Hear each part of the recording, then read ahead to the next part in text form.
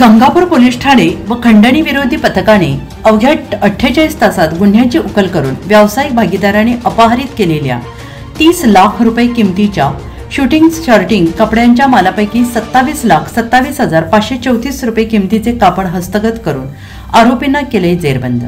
याबाबत पोलिसांनी दिलेल्या माहितीनुसार महेश उदावंत आणि रोहित उदावंत आणि युसुफ अहमद शेख यांचे भागीदारीमध्ये सुमारे 6 वर्षांपासून प्रसाद सर्कल गंगापूर रोडवर कापड विक्रीचे दुकान आहे। यातील भागीदार युसुफ अहमद शेख, आरिफ शेख, आयशा शेख यांनी संगनमत करून दुकानातील 30 लाखाचा माल घेऊन गेल्याचा गुन्हा गंगापूर पोलीस ठाण्यात दाखल झाला होता।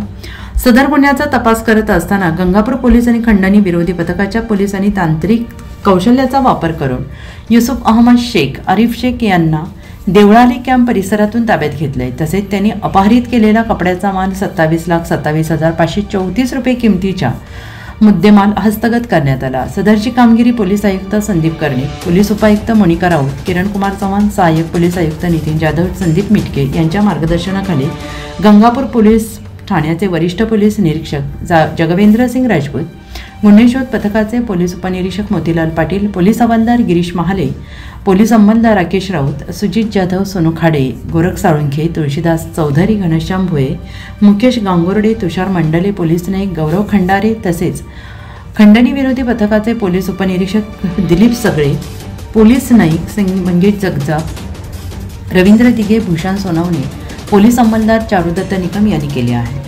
NCN न्यूजसाठी रोहन नाशिक।